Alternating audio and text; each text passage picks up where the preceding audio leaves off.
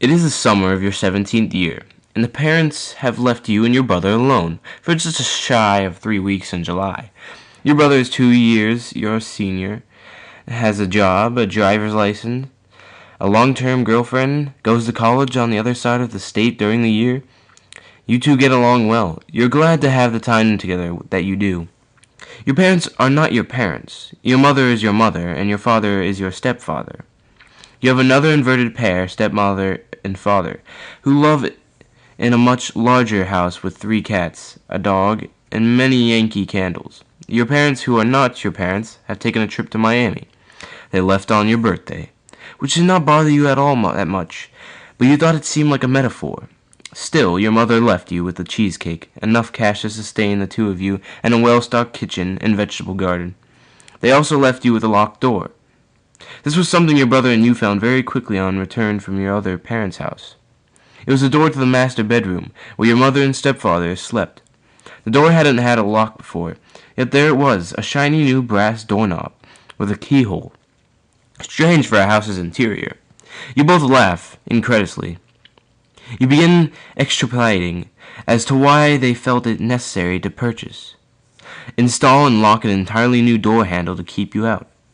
Maybe they've kept all of their alcohol in the room, but no, the usually bottles of wine and old bottles of sloe gin are there. There's even beer in the fridge.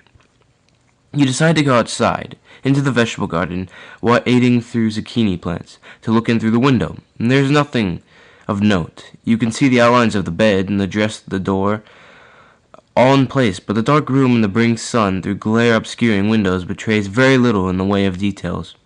You return inside, a tad uneasy. That night is the first night you spend alone. Of course, your brother is there across the hall. Of course, your phone is on, your computer and Kindle functional.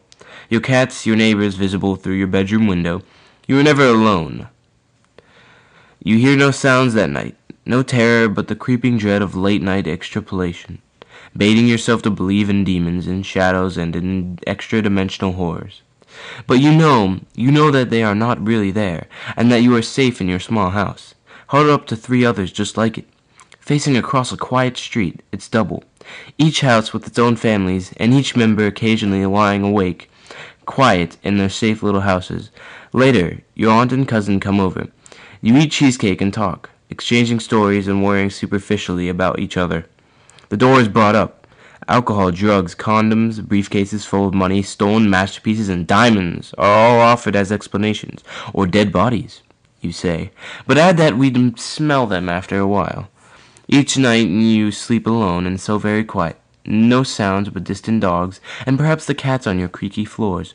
These are interspersed with such great swathes of silence. A silence not of absence, but of anticipation, as if perhaps it is daring something to break it.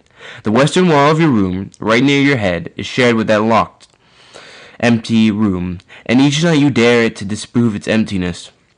Your days are unremarkable, but busy. You keep up with your friends, your aunt. You and your brother share the experience of grocery shopping for yourselves. You tend the garden. You wake up with dreams in your eyes. Perhaps they are fully formed as you wake, but fade so quickly into vague ideas. There are, to say the least, unsettling feelings of dread, of guilt, the idea that you cannot escape, the thought of 1,000 tiny bugs probing your spine, the feeling of someone standing over you. You take things to help you sleep. Your brother and you tell everyone about the door. It's becoming a story. Texts from your mother reveal that she had no idea that there was a lock on the door, and if you wonder if she is angry with your stepdad for it, she has given you half-joking permission to pick the lock. You and 3 separate friends try your best to open it. Credit cards, hairpins, paper clips, pocket knives all fail to unlock the door. You don't really care. You don't need what is behind it so much, though the iron and the toilet paper and your social security cards are there. It remains simply an itching nag at the back of your head when you pass by. One night you wake up, vague dreams of threatening figures dissolving almost instantly, though you cannot remember what jerked you awake. You wait, paralyzed in the dark, with the thought of a sharp sound in your house, hovering over you, tempting another sound to follow. No sound comes, but you notice you are lying face up. There's a pressure on your chest, and on your wrists and ankles, as if someone were laying on top of you. It is hard to breathe. With great effort, you pry your eyes open and inhale sharply. At first seeing only false noise, gray light, like a head rush or the after image of a camera flash. It slides out of your view, as the pressure slides from your body and you are left with only the intangible darkness of your ceiling as your eyes adjust. You are terrified, though you are unsure nothing happened. But you hope it never happens again, and it does. Every night that week, and you are always terrified. That night your neighbors, the ones across from your window, have a party. And they are loud. Music and shouts drift over the fence. Just as you get up from your computer to head to sleep, you see one of them standing against your fence, facing into your room. The light is to their back, so they and the fence become a singular massive shadow. Features indistinguishable, but unmistakably looking at you. You sleep on the couch, fitfully and close to the blinds in the morning, never opening them. You mention this to your brother, who agrees that sometimes the neighbors are creeps. There comes a night when you cannot sleep. It is the sort of insomnia born from restlessness. Turning back and forth in bed and thinking too much, almost sinking into unconsciousness, only to be pulled back by something you can't name. You feel as if someone were standing above you, on your left, from the wall shared with your parents' room. You feel something almost like a draft, but barely there. When you face to the left, steady on your face, like breathing, but open your eyes and receive only the near brightness of adjusting to darkness. You give up, walk up to the bathroom, adjacent to your parents' room, to wash your face, and maybe take something to help you sleep. As you turn on the light, you look into the mirror, and see an edge of bright gray noise like an afterimage, silhouetting the right side of you. You feel the air behind the back of your head vulnerable. You blink, trying to clear the image from your eyes, though it remains stubbornly as the other fireworks of sleep disperse. You feel yourself preparing to be terrified, but unsure. You remain still, then move very suddenly to the left. The afterimage remains in its place for a split second, then realigns back to your face.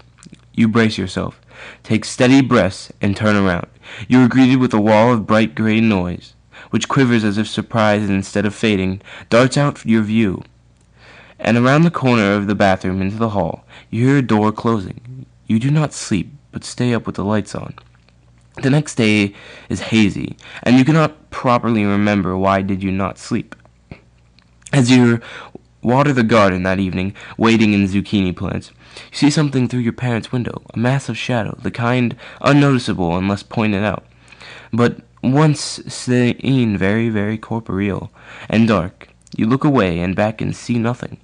The next time you water the garden, you see that the blinds on your parents' bedroom have closed too. You try to forget that they were ever open. Daylight is not so bad. You often forget why you were afraid. Again, sleep is fitful and elusive, and driven off by empty paranoia. Your brother has already left for college, and you will be here alone until then. It's 3 by the time you hear something. A short something like choking or like laughing heard through popped ears. You lay still, rationalizing your cats, or your neighbors, or the house shifting in its foundations. This does not help, because the door had just drifted open. The silver of light it cast into your dark room, a gray dimness like an approaching dawn. Whatever it is moves very fast, because it must be on you, because you can see nothing but gray half-light knocking the wind out of you. So you are lost of breath. For the moments it takes to press a limb against your mouth, you attempt to bite and claw, but feel only the static pins and needles of limbs fallen asleep where you should have made contact. You are being dragged from your head out of your room, thrashing. The carpet burns your knees. There is nothing to think of but cold fear as you are dragged into the yawning darkness of your parents' room, door open. The door will be locked in the morning. Your parents will feel terror at your absence.